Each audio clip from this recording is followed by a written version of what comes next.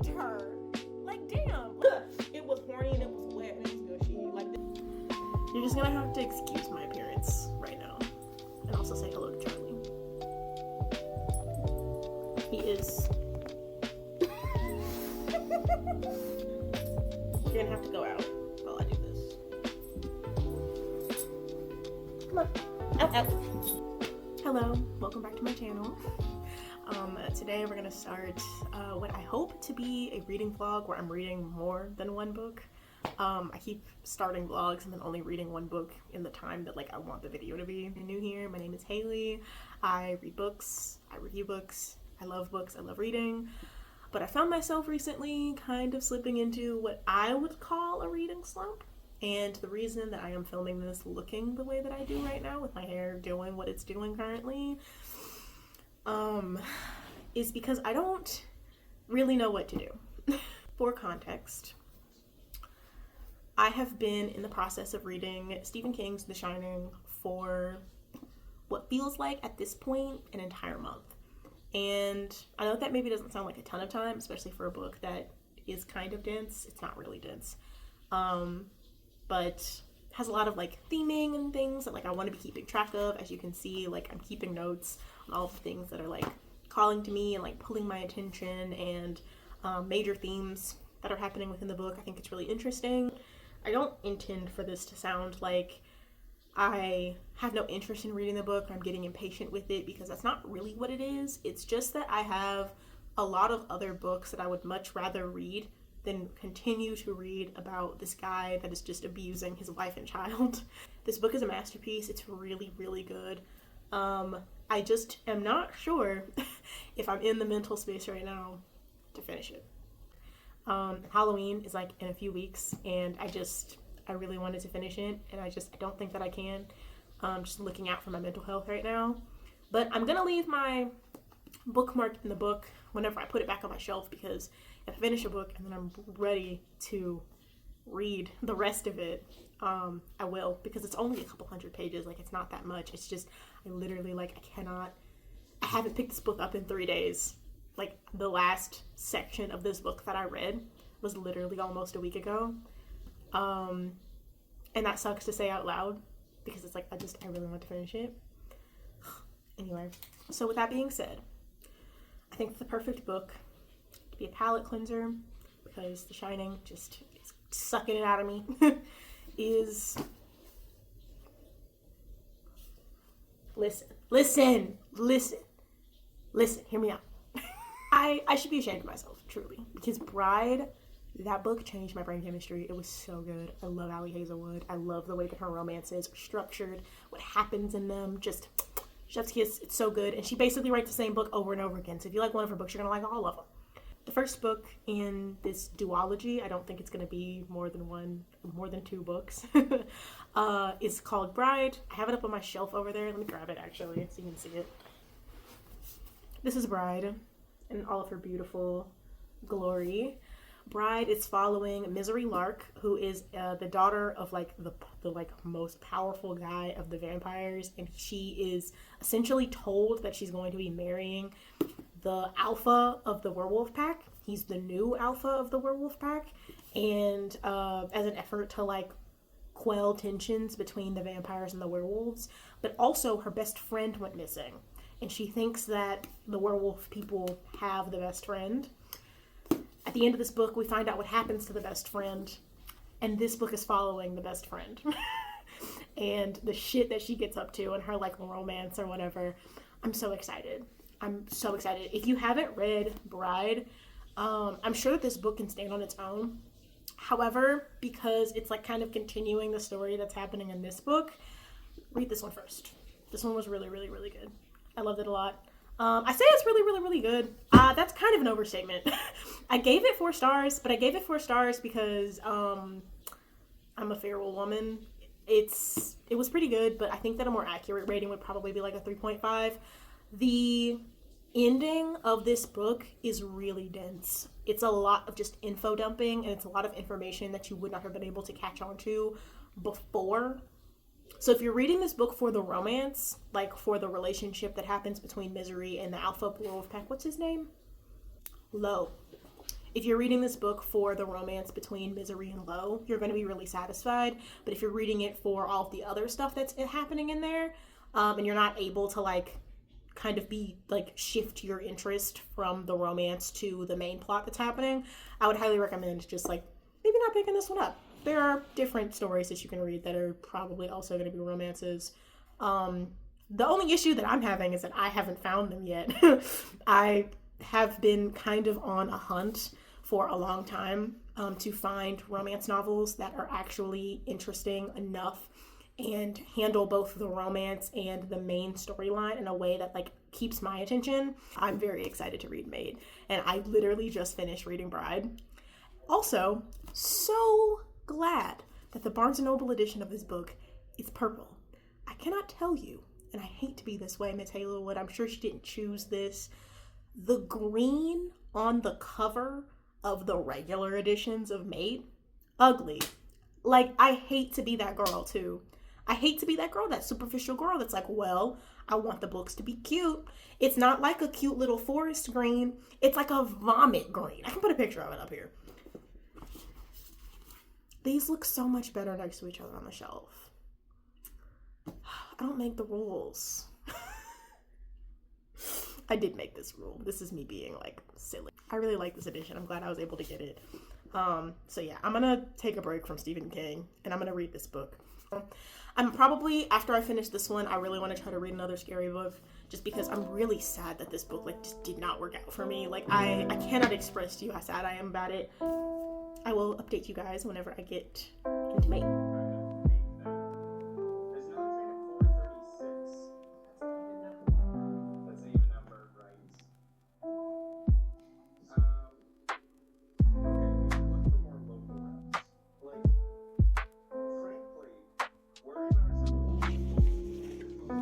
He was cocky. Oh my god.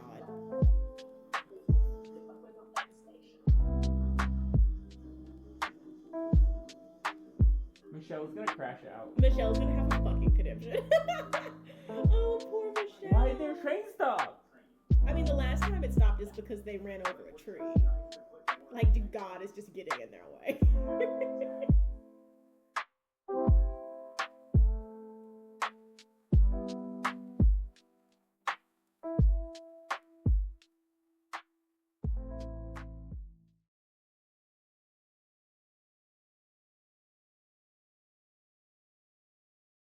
Hello, good morning.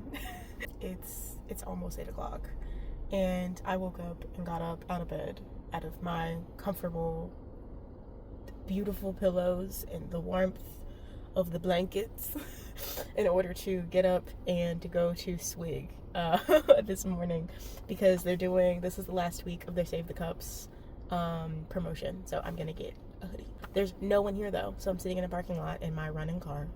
And I'm gonna wait until maybe like 8:05 just for, I don't know if anybody's in there, the lights are on, but I'm not sure if anybody's home. I'm kind of excited. So let's see how this goes.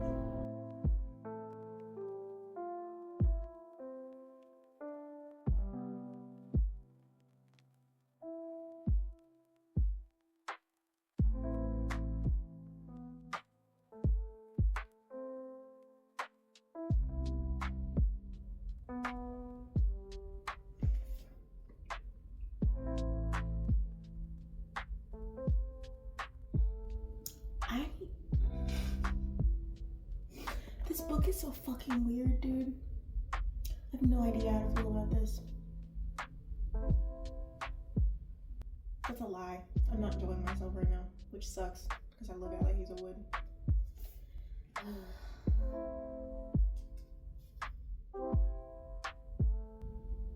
They're like fighting and having a conversation at the same time. How are you like not out of breath? She said she was huffing a minute ago. I want to take some time to like collect my thoughts before I talk about how I feel about this book so far, but I'm not feeling very good right now.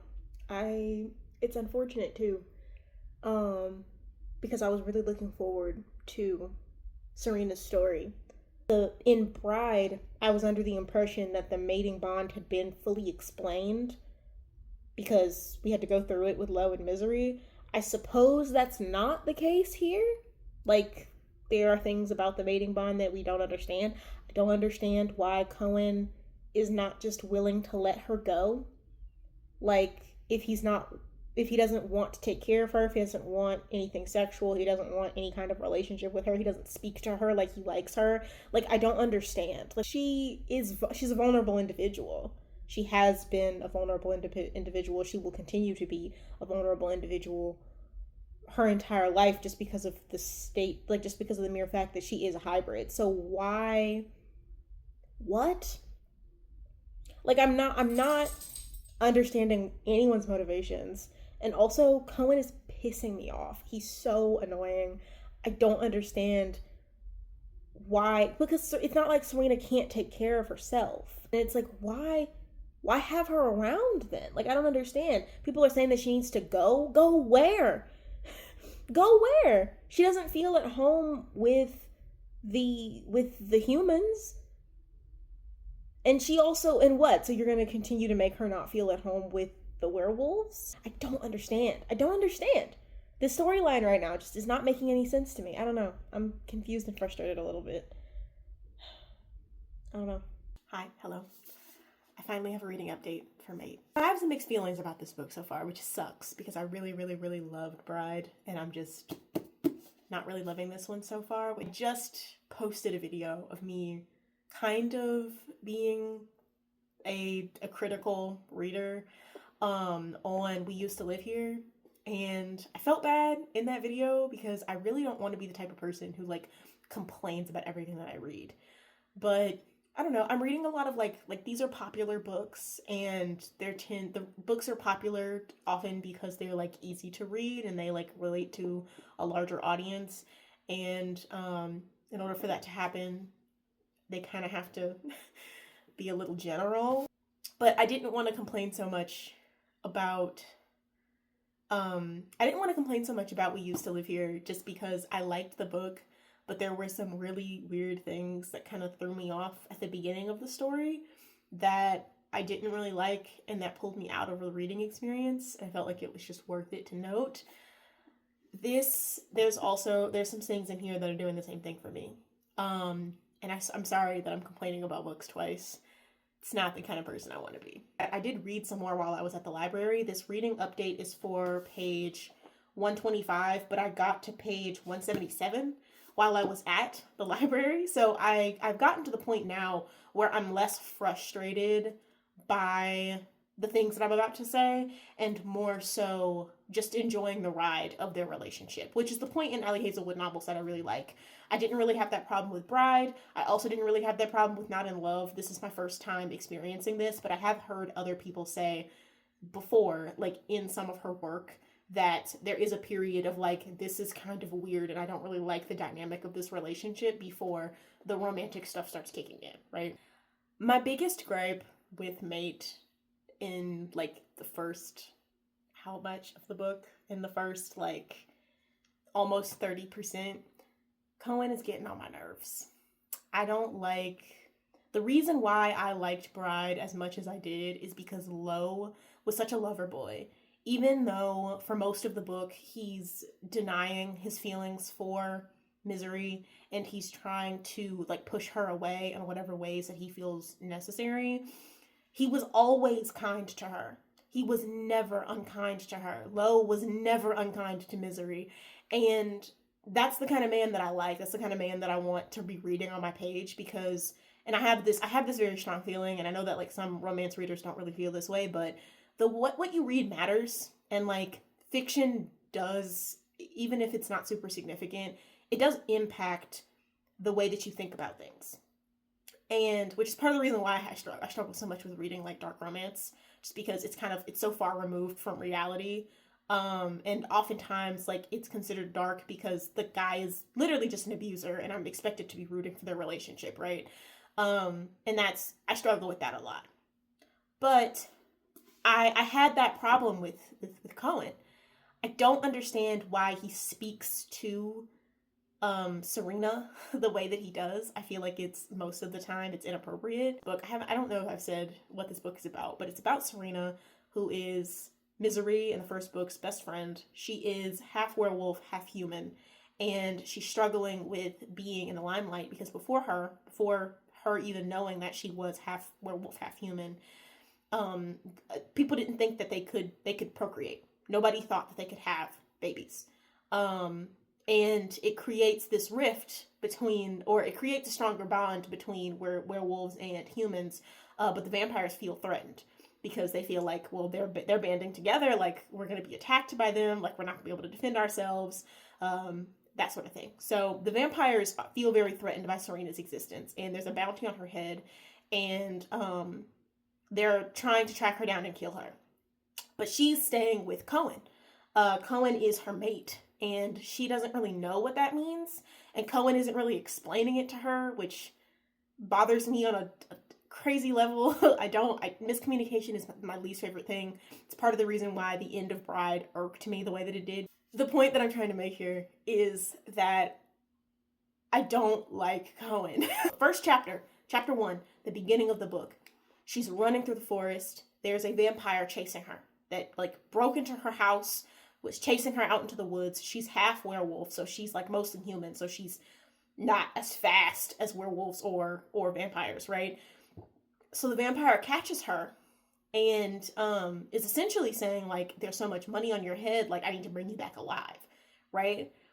Or I need to kill you, right? And Cohen shows up, and Cohen is like, well, you need to let her go. Like, what the fuck are you doing, right? And the vampire is like, well, I know that she's your mate, and I know that she rejected you, so what we can do is you can have your way with her. Like, you can sexually assault her, you can essay her. And he plays into it. Cohen plays into that, and just so that he can get closer to the vampire and kill him, but he still played into it. And I was reading that it's chapter 1 in this book. And I was reading that thinking, Lo would never do this. What? What? And I'm supposed to be rooting for this guy? He was willing, and in this chapter takes place from Serena's perspective, right?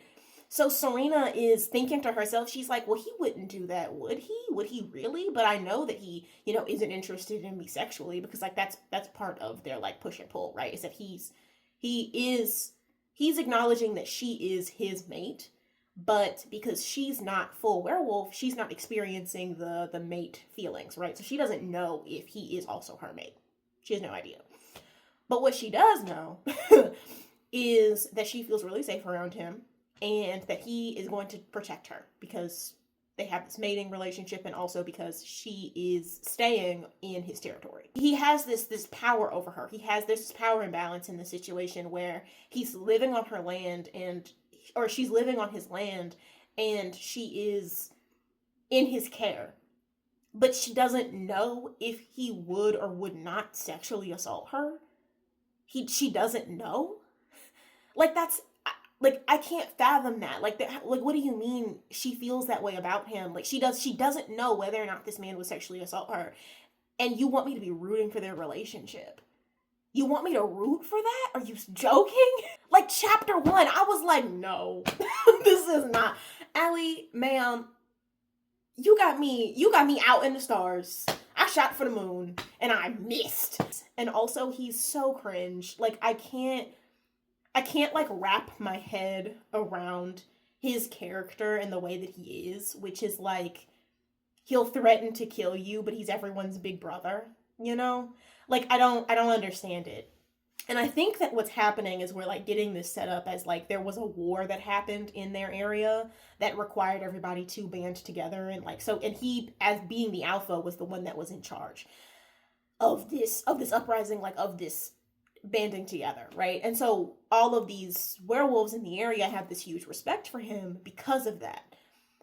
But that isn't really an excuse to have a shitty personality, especially in a romance novel. Like, Allie Hazelwood could have given him any personality, and she chose this one. This guy that's, like, yeah, like whenever he doesn't have like a good comeback for something, he's like, yeah, and what if I tied you to an anvil and dropped it over the side of a cliff? like like what are you saying right now? He's cringe. He's cringe as fuck. And also he dresses like a lumberjack. I got the Barnes and Noble special edition of this book. I have vlog footage of that. I'm probably gonna put a vlog together and post that either before or after this video. But at first I did low-key think that this art was AI at first. Sorry. I don't think it is. After looking at it closer, like I think it's cute, honestly. But like if you want a visual of what this guy is supposed to look like,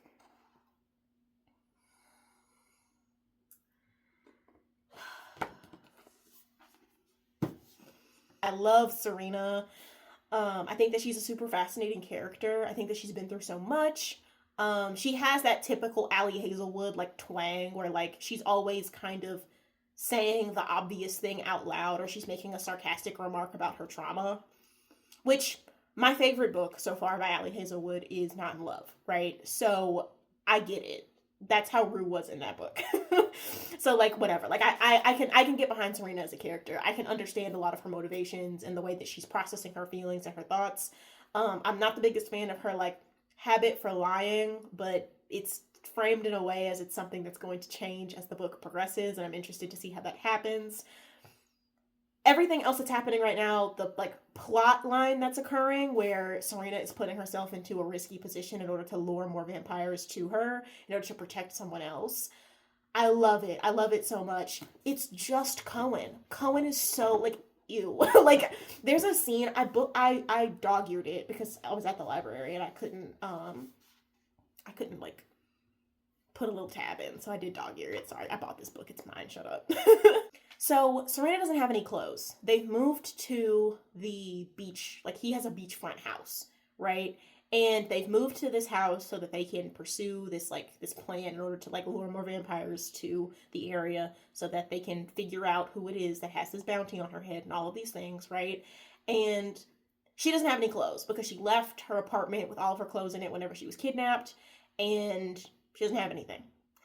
So they go shopping. He's like, okay, let's go shopping. Let's go to this place. I know this guy. He's just in town. Like, let's go in town. They go in town. They're shopping. And at this point, she starts thinking about how she doesn't have any money. So she doesn't really want to like have him buy all of her clothes, but she's like a self-reliant person. So that feels weird to her. So she says, do you know how I can access my bank? And his hand slides up between her shoulder blades and guides her inside. He doesn't reply. I do have some money, she insists. You do? No need to flex, Serena. She says, I just need to, and then gets cut off. This conversation is very tedious. He sounds distracted as he glances around. Well, prepare to be tedious then. You're not going to pay for my stuff. It's infantilizing. His response to her saying that, his dark eyes traveled down my body, slowly. As if I could ever do that, he drawls. Ew! Ew! What do you mean? Just way to change the subject. Like, way to change, like... And this is not me being like, that's so cute, like, oh my god, like, he thinks that she's sexy. That's disgusting. Respect her. Like, damn. It's been mentioned before in this book, right? That, like, she'd been sexualized from a young age because she had been abducted first at a young age. She's been, like, sexually assaulted while she was in the system as an orphan. Like, and these are all things that I'm not sure if he knows the full extent of, but things that he's aware of and things that I, as the reader, am very aware of. And to have something so on the nose, specifically about being infantilized, and him saying that I could never do that, specifically because she's shaped like a woman, as in like she has titties and a butt, and she's like sexy because of the shape of her body, which is something that she feels shame about, something that she's very explicitly stated that she feels shame about in the story. That made me feel disgusting to read that. I read that scene out loud and went, ew. It's little things like that that just keep occurring that make me feel like a little bit icky. I wish I liked Cohen more. I love Serena. I think that Serena is awesome. I think that the plot is great. Hopefully he will grow on me. I've just now learned in the narrative at whatever point this is probably a little bit closer to the 35-40% mark than the 50% mark, that he has taken this oath of celibacy, and that's the reason why he's telling her like all of these things about him not wanting to have sex and be like sexually into her, right? And I can accept that, but I can't accept the way that he spoke to her about it, the fact that he wasn't upfront about that, and also the fact that he opens up this entire story. The entire story is opened up with him telling her that she is his mate because he just wants to be honest with her, and he feels like, well, it's the truth, so you need to know the truth. But why is this not part of that truth? Like, why is this, like, it's a little white lie, and you're, like, gonna make fun of her for telling white lies, but you can tell her a white lie? It's weird. It's weird, and I don't like it. I don't know.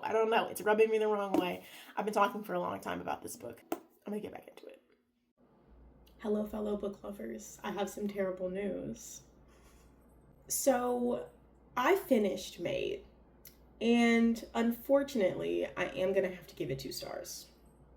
The reason that I'm giving this book the rating that I am is because, for a couple of things. I don't have like a bulleted list, but I'm going to start listing things like I have a bulleted list. I hope you're okay with that. The first thing is that Cohen never changed. I've already explained what happened in chapter 1. I'm not going to go through it again because it's just going to hurt my heart to keep thinking about it. And it's been a couple of days since I finished this book, and I'm like, I've calmed myself down. I'm not as angry about it as I was. But if I think about it for too long, it's going to make me angry again. This book was truly just a vessel for smut. And I wish that I had had that expectation going in. Typically, for Ali Hazelwood, for Not in Love, it became about smut. It became very smutty. And for Bride, it also became very smutty, but that wasn't until the end, and we had kind of wrapped up a lot of what was happening in the main plot. There was some sexual tension, but you know, it was what it was, right? And it never got better. It never got better for me. I don't know what I was supposed to expect or what I was supposed to get out of it. If anything, it became worse after they initially have sex, after they boink for the first time, right? Like during Serena's heat, because his personality does a 180 whenever they're having sex. And it's the opposite problem of what typically comes out of like book talk romances and stuff like that, where like you have this character who is like a sweetie pie, like in the story, like he's like a golden retriever boy, and then during the sex scenes he becomes like a little evil sex gremlin. Like he says the most heinous shit, and you're like, hey, you're a completely different person. Characters do a 180 during sex scenes. I get that. That did not happen in Bride, so I was a little shocked whenever Cohen, Mr. self-described asshole Cohen, became this like lovey-dovey caring baby cakes during sex. And also afterwards, that epilogue genuinely, I loved it. I thought it was really well written. I think that this book just needed dual perspectives. Like, for me to enjoy it, I think I literally just needed to see more of, like, explicitly written from Cohen's perspective. What the hell is this man thinking? What is he thinking? Because a lot of, like, his actions in the book were presented in a way where it was like, okay, I'm doing this for Serena. I'm doing this to protect Serena. Like, I care for her. But the words out of my mouth are not going to be that I care about her. And not only did that confuse Serena, it also confused me, because what do you mean, like, I'm your mate, but you're gonna talk to me like that? Like, hello? And then he was always like, you're such a nuisance, like, you're so annoying. And it's like, baby, I'm asking you fucking questions. Serena was asking him questions. But that gets to my second point. Every interaction between Serena and Cohen in this book was either Serena asking a question about her biology, or they were quote unquote bantering, which in this book, it meant that she was being insulted by Cohen, and then she was laughing about it like it was funny. And I don't know, maybe I just hate men. I have no patience for that kind of man. None. And Cohen, it just kept happening over and over and over again. And I was supposed to see this as them having chemistry. Because aside from that, the only other chemistry that they had was physical or hormonal. Like, that's all that it was. It was him insulting her and I was supposed to think that was hot. Or it was him thinking that she was sexy. And her being distracted by how hot he was. Because she didn't realize that, like, the mating bond affected her differently because she's, one, going through heat, LOL, but also because she's a hybrid, right? So, like, she didn't recognize that. Fine, cool, whatever. What the fuck? Like, what games are we playing, babe? We're playing different games. My last complaint about this book, and then I'll stop yapping about it. I'll say some nice things, too, because it wasn't all bad. It wasn't all bad. Was that I'm not the biggest fan of the whole like sex cure situation that Serena went through. That felt very disingenuous to have her go through that, and then for the magic cure to just be this man that has been basically mean to her aside from offering her a house and like being like as emotionally available as she can handle, basically, to her. His dick was the cure, and I thought that was crazy. I don't like men enough to care. But like, sorry. I can't say these things in nice ways because they're not nice things to say. I genuinely just did not like this book. I did not think that it was very good. And if anybody else is like me, I hope that this will steer you away from it. The only reason that I kept reading it after that first chapter was because I had, one, already bought it, and two, I was holding out hope because I really like Allie Hazelwood, and this book just really let me down. I can't really wrap my head around the ending of this book. The ending of the book where Serena kind of decides that she's gonna she can stay in the house, she doesn't have to leave, right? That never really rubbed me the right way. That like she would choose to just essentially be this man's housewife. You had set up this character who is Serena to be this like self-sustaining woman who like loves her sister and has dated in the past and it's never gone well, and you set up this scenario with this man who is all of the things that she doesn't like. You created this hormonal attraction between the two of them that's just this fated pull, right? And you had them fight it a little bit, but truly Serena was always attracted to him. And Serena also, at the beginning of this book, is very vulnerable about the problems that she has faced, the sexual assaults that she has endured whenever she was in the system, the problems that she has with her body and the way that she views herself. But then you also had this man kind of tick every box for things that she would previously have not been okay with, but because it's him, it's okay. And then you have this, and then because it's okay, you have this previously independent woman decide to move in with him and then live with him and take care of him and his pack forever. Like, what happened, to like women being their own people and stuff? Like, it kind of rubbed me the wrong way. I can identify here that maybe the appeal of this is supposed to be because she had to be independent before. Now she doesn't have to be because she has Cohen, who is this man that's like willing to take care of her and like vouch for her in the way that she doesn't have to do anymore. But because every other point in this book is kind of spelled out ABCD style, like alphabet soup style, I kind of expected if that was the message that this book was going for, then it would also be spelled out that way, and it's not really giving. Those were my problems with this book. Those were my issues. Aside from that, the cult plotline, hilarious. That was so fucking funny. Oh my god. That was so funny. Them like trying to create this like drama where like their parents killed each other or whatever, or no, their parents didn't kill each other. Serena's dad killed Cohen's parents, and then Cohen went and killed her parents and their mates. Like, that's so funny. That's peak comedy. I love that. That was so crazy. And then they find out about it, and neither of them give a fuck. They don't care. Like, that's so funny. Peak comedy. Ali Hazelwood is a comedy genius. That was amazing. There were lots of characters. Most of them not really necessary. Because if she releases another one of these books, I'm not getting it. This one pissed me off. I'm not doing no more of this shit. Sorry. But yeah, no. So there were too many characters. But they all had fun personalities. I was convinced that one of those guys that ended up dating that other girl was gonna be gay.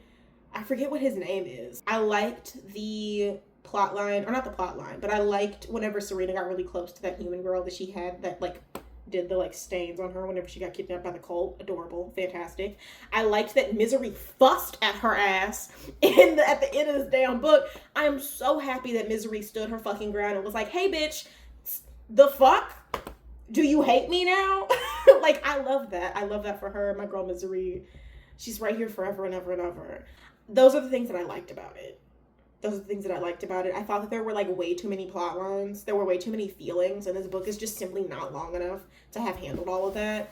But all in all, I think that it was a 2-star. I don't think that I can recommend it unless you really just want something that is just sex. If you are only in it for the smut and everything else is filler, and you don't really care about like why people have feelings the way that they do, you will like this book. If you don't want to think too hard about a book, pick her up. It was horny.